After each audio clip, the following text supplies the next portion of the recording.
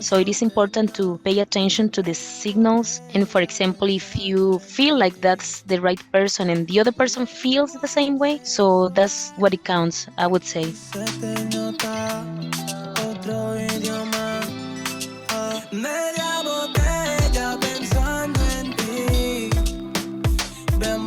What should men know about dating Costa Rican women that most of us screw up once we get there?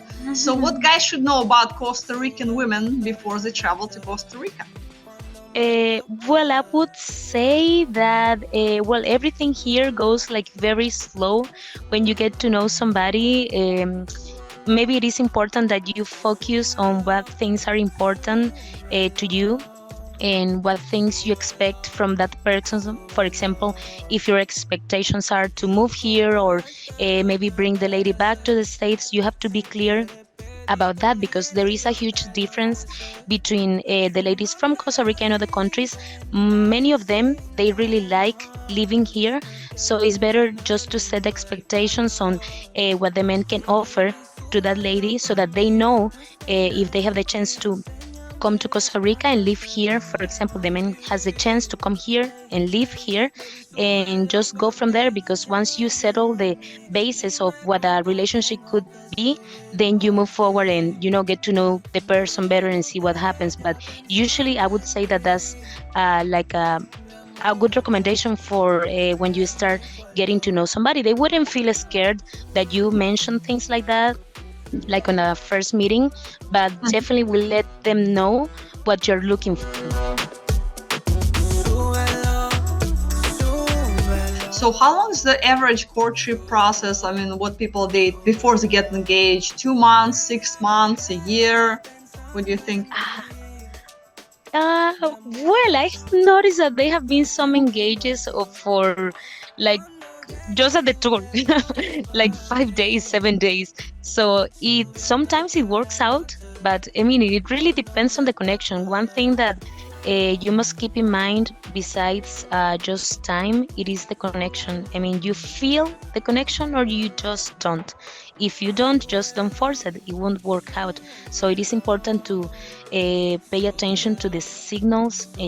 And for example, if you feel like that's the right person and the other person feels the same way, so that's what it counts, I would say.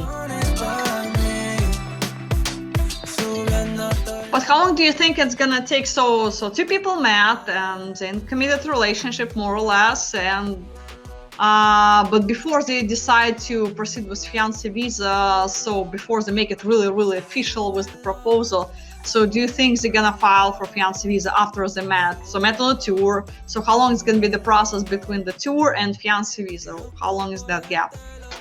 Like with Ukraine, people usually do it for a year, for example, plus minus, quite often. What about Costa Rica?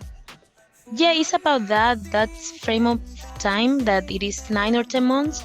And during that time, we have noticed that the men would come back to Costa Rica, or they will meet someplace else, like in Mexico, for example, that we Costa Ricans don't need a visa to go to Mexico.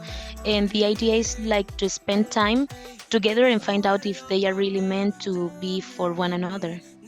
It's actually a fantastic idea for you guys that cannot really go back to Costa Rica. If you live like on the west coast, it's a long flight for you. But if you want to continue spending time with your future fiance, maybe two of you can meet in Mexico. So just meet in the middle. Save your flying time. If you can get away for long. So yeah, Mexico can be a fantastic idea in case if your fiance can't qualify for tourist visa to the United States. That's great.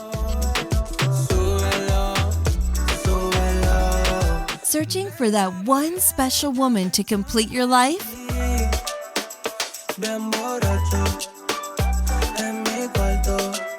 Join men from all over the world as they take a trip and find their future brides. Interested? Learn more at anewwife.com. If you enjoyed this video, be sure to give us a thumbs up and subscribe to our channel. Then click on the notice bell to get notified every time we add something new. anewwife.com.